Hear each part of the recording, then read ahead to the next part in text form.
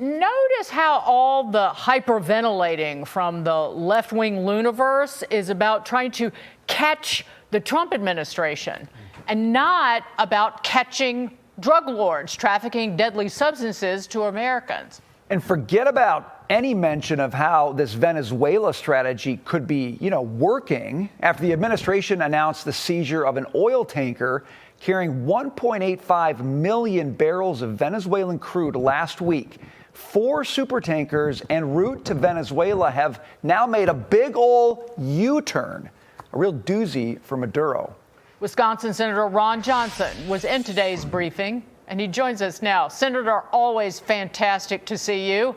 What can you tell us from the briefing and just your perspective on what the Trump administration is doing to protect us and the left's reaction?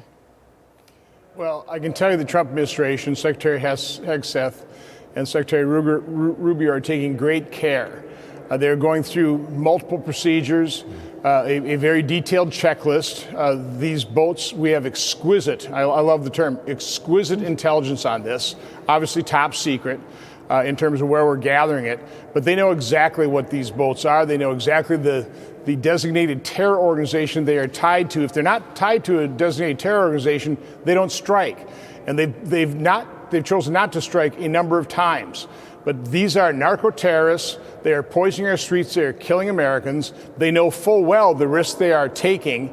And I, for one, completely support President Trump and Secretary Hegseth and Secretary Rubio in what they're doing here. They're taking a great deal of care to make sure that no innocents are affected here. Your colleague Adam Schiff said he questions the legality and the strategic rationality of what's happening there. Senator, from a legal standpoint, from a strategic standpoint, what do you think about this? Well, this is clearly within President Trump's constitutional authority. I wouldn't listen to anything that Senator Schiff says. Remember, he's the primary purveyor of the lie about the Russian hoax, so just dismiss him. I don't know why anybody would even interview that person, much less listen to him. No, this is what President Trump is trying to do to keep America and Americans safe. Completely support his actions. When referring to Senator Schiff from this day forward, I'm going to recall him that person.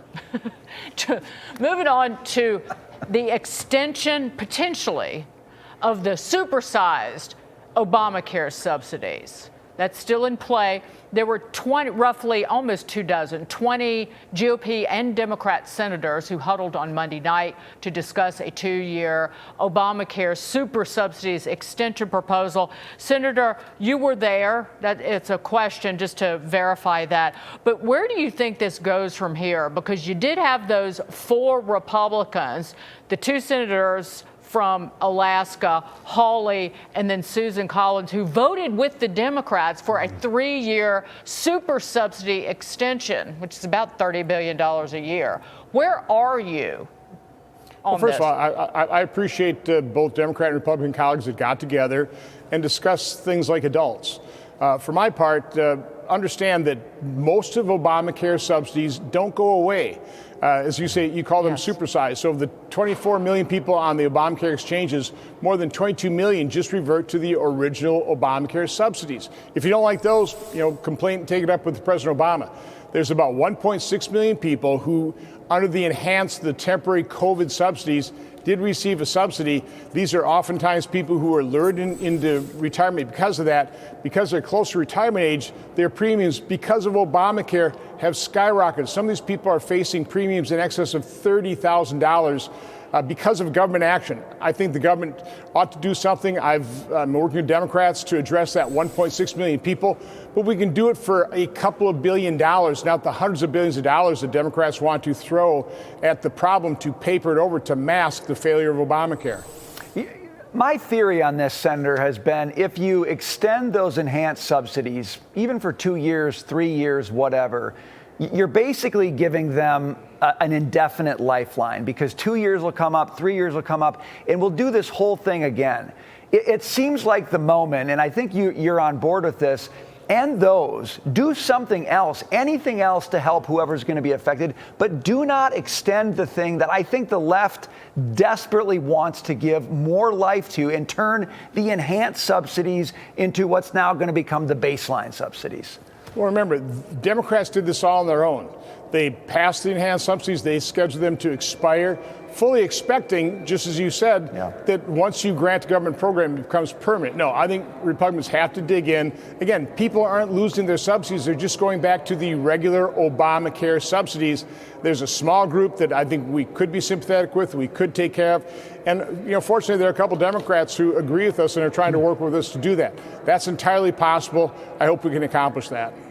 Can you give us, before we jump, an idea of how it comes together? Because some of the individuals and families who receive these supersized subsidies are earning $600,000 a year as a family. And this acts, extending these supersized subsidies, is essentially stimulus money for them. It's excess money that they can go out and spend on a vacation. And I'm not joking.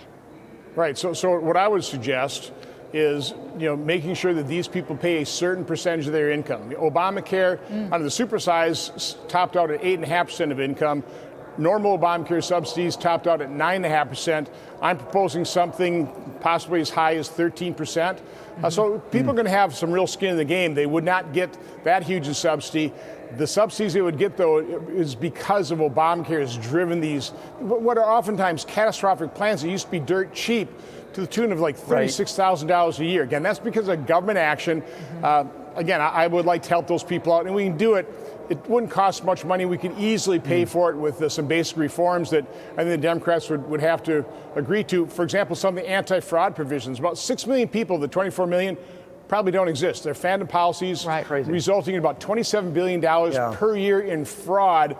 Another problem, extending those things, you perpetuate that fraud. Senator, this is great perspective tonight on both issues. Thank you very much for being with us. We appreciate it. Have a Merry Christmas. All right, you too. Thank you, sir.